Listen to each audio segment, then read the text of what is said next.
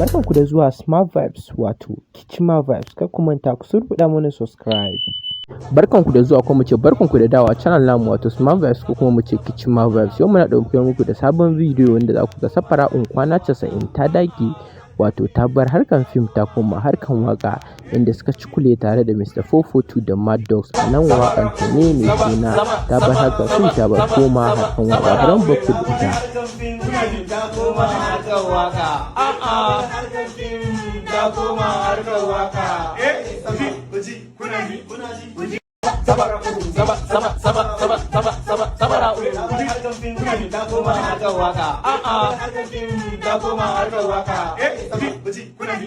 Yace ta kai da Safaraukwanacasa'in kenan. Ku kuma ta ku rubuta mana subscribe, ku comment, ku like.